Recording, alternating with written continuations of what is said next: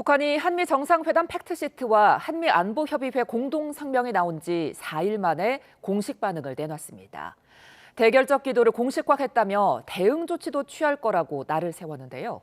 향후 한반도 정세 등 북한 관련 내용 조한범 통일연구원 석좌 연구위원과 함께 이야기 나눠봅니다. 안녕하십니까? 예, 안녕하세요. 예, 북한이 지금 4일 만에 입장을 내놨는데 예. 어떻게 보셨습니까? 일단 아주 장문의 입장을 내놨어요. 그렇게 긴 논평 최근에 나온 적이 없거든요. 그다음에 외교안보 대남 대미 컨트롤 타워인 김여정 부장도 아니고 예, 최순희 외무상도 아니고 예, 또 국방성도 아니고 일반 논평이었다는 점에서는 상당히 좀 수위를 낮췄다 이렇게 볼 수가 있고요. 내용도 구구절절이 나열은 했지만 그러나 어투가 그렇게 아주 거칠지는 않았거든요. 예, 그러니까 이제 북한으로서는 예상치 못했던 상황, 전혀 예상치 못했던 상황. 다시 말해서 핵은 본인들만의 전유물이었는데 예, 그 허드를 지금 우리가 좀 넘었거든요. 예. 물론 평화적인 목적이지만 그렇게 본다 그러면은 북한이 상당히 당혹스러운 상황에 처해 있는 것 같다 이렇게 볼 수 있죠. 예. 그렇다면 이번 팩트시트와 안보 공동성명에서 북한이 가장 예민하게 보는 사안은 뭘까요? 뭐 여러 가지가 있겠죠. 뭐 한미동맹 현대에도 있고 그렇지만은 역시 핵 추진 잠수함과 그 다음에 이제 농축 재처리 이 부분을 사실은 말미에 넣어놨지만 예, 북한으로서는 자기들이 가지고 있는 유일한 억제력이 핵 억제력이거든요. 예, 그런데 핵 추진 잠수함을 가지게 되면 북한은 사실상 핵 추진 잠수함 제도 능력이 없거든요. 운영 능력도 없고. 근데 우리는 전력화할 수 있거든요. 그 다음에 농축과 재처리 같은 경우도 물론 우리는 이제 평화적인 목적으로 원자력 이용에 활용을 하고 그걸 무기로 전환한다는 건 지금 NPT 제재는 불가능해요. 예. 그러나 북한의 입장에서는 한국이 농축과 재처리 인프라를 갖는 건 사실은 북한으로서는 유사시 한국이 대응할 수 있는 체제를 갖추는 거니까 북한으로서는 그 핵 억제력 유일한 어떤 그 비대칭 균형이 이제 깨지기 때문에 예. 그분이 제일 민감하다고 볼 수가 있죠. 그래서인지 이제 북한이 현실적인 조치를 취해 나가겠다 이렇게 밝혔는데 현실적인 조치라면 뭐 군사적 대응일까요? 없습니다. 없어요. 엄밀히 말하면. 왜냐하면 지금 북한은 재래식 전력에서는 현저하게 열세고 그다음에 지금 남북을 완전히 분리하는 사실 DMZ 또 MDL 군사분계선 인근에서 하는 활동이 공세가 아니고 예. 사실 방어적 차원이거든요. 자꾸 지금 인근 넘어오는 것도 우발적인 어떤 그 실수에 해당하는 거지 의도적인 도발이라고 볼 수 없거든요. 예. 그렇게 본다 그러면은 무력 도발을 할 경우에는 우리도 강력하게 응징할 수밖에 없는 거고 결과적으로는 지금 미국에 대응을 해야 되는데 핵실험이나 아니면 ICBM 발사 이거는 핵 위기를 더 고조시키는 거거든요. 예. 그러니까 이 모든 문제 출발점이 북한의 핵보유고 북한 핵심 잠수함 확보 노력이거든요.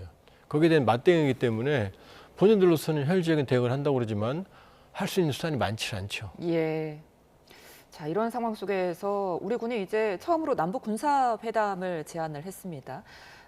지금 북한이 군사 분계선을 반복적으로 침범하는 경우가 이어지고 있는 것 같아요. 이 때문인 거죠? 그건 이제 현실을 좀 알면 예. 우리가 DMZ 하면 떠오르는 철조망이 남북을 가르는 선에는 철조망이 없습니다.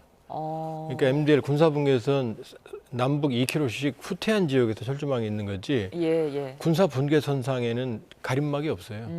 임진강 하구에서 동해 고성 명파리까지 1292개의 말뚝만 1.5m의 말뚝만 200m 간격으로 박혀 있거든요. 예. 그러니까 여름이 되면 어디 가든지 분간을 못 해요. 그다음에 수십 년이 지나가는 기간 동안 그 말뚝이 넘어지거나 아니면 유실되거나 한 지역도 많거든요. 예. 그러니까 사실상 현장에 가서 보면 명확하게 어디가 선인지를 알 수가 없어요. 그러니까 북한이 의도적으로 침범한다기보다는 예, 예. 지금 작업 과정상 실수로 침범하는 경향이 보이는데 그러니까 우리가 그 문제를 그러니까 MDL 군사분계선을 좀 명확하게 다시가 아니라 있는 선을 제대로 명확히 하자라고 왜냐하면 이런 일이 반복되면 우발적 충돌도 가능하거든요. 근데 그 제안을 지금 북한에 한 거죠. 예. 그러니까 이제 기준선 설정을 좀 명확하게 하자. 예, 있는 기준선을 예. 다시 이제 그 명확하게 뚜렷하게 만들자는 거죠. 그런데 여기에 북한이 화답을 할지 좀 의문이잖아요. 당연히 나와야 돼요. 왜냐하면 본인들도 충돌을 원하지 않는 상황이니까. 뭐 전쟁 중에도 우크라이나, 러시아 맨날 만나거든요. 포로 교환하고 전사자 교환하거든요. 아무리 북한이 우리가 싫더라도 지금 나와야 되는데 문제는 지금 북한이 입장을 정하지 못한 것 같아요. 대남기구, 조평통이나 통전부나 이런 걸 다 없애버렸거든요. 예.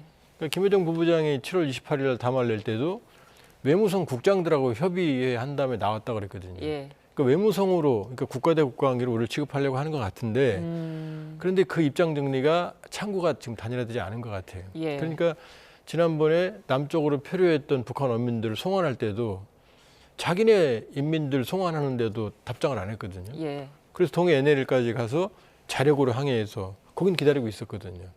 그러니까 자기네 국민도 지금 송환하는데 답변을 안 했는데 여기에 당연히 답변해야 되는 상황이지만 그런 추세를 볼 때는 가능성은 좀 높아 보이지 않는다. 예. 이렇게 볼 수 있죠.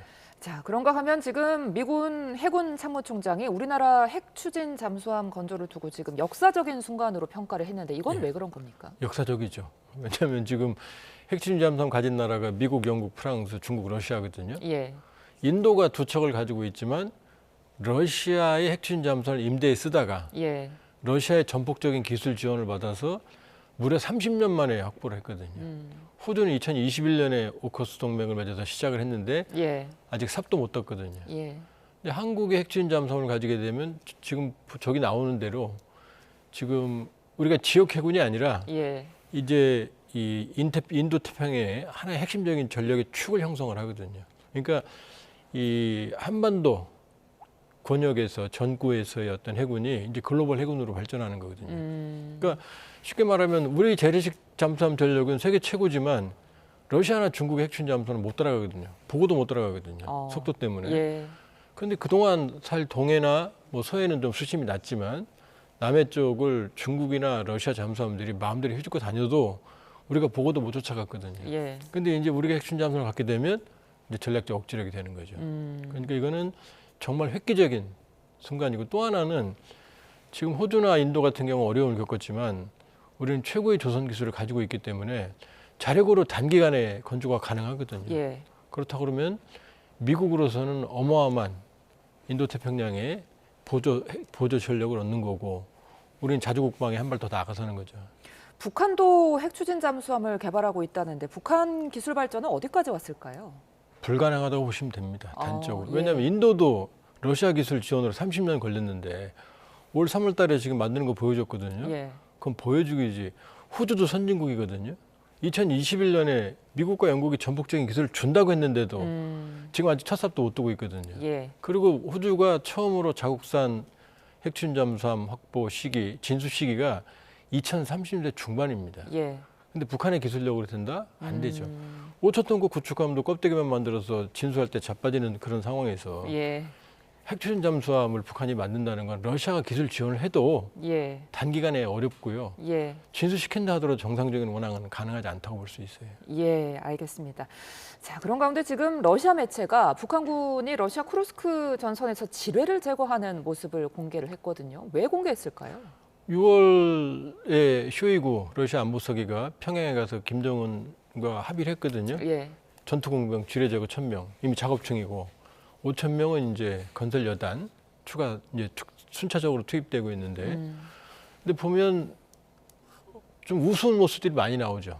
인공기에 막 얼굴 닦는다든지. 그러니까요. 예. 그다음에 그 이동하는 과정에 김정은 군가도 아니에요. 김정은 노래를. 찬양가예요. 예. 김정은 찬양가. 그러니까 김정은 정권이 원하는 모습을 보여주는 거죠. 아. 러시아가. 예, 그럼으로써 추가적인 파병, 그다음에 그 북러 밀착, 그다음에 현재 지뢰 작업은 전투 작업은 아니니까요. 예. 그런 다목적적인 의도를 좀 표출하기 위해서 영상을 공개했다 이렇게 봐야겠죠. 예. 자, 한중일 관계도 좀 짚어볼게요. 대통령실이 동북아 3국 표기 순서를 한중일로 통일하기로 했거든요. 이게 어떤 의미가 있을까요? 왜냐하면 윤석열 정부에서 한일중 그래버렸거든요. 예. 그런데 사실 국가의 구면화 체급으로 보면 지금 뭐 그 우러 전쟁, 우크라이나 러시아 전쟁, 예. 그것도 사실은 러우 전쟁, 우러 전쟁 논쟁이 많거든요. 어디 예, 관점을. 예. 그렇게 보면 우리 입장에서는 중국이 적은 아니거든요. 그 일본도 지금 뭐 우리 블랙 이글스 급유 거부했듯이 완벽하게 신뢰가 있는 동맹도 아닌 거거든요.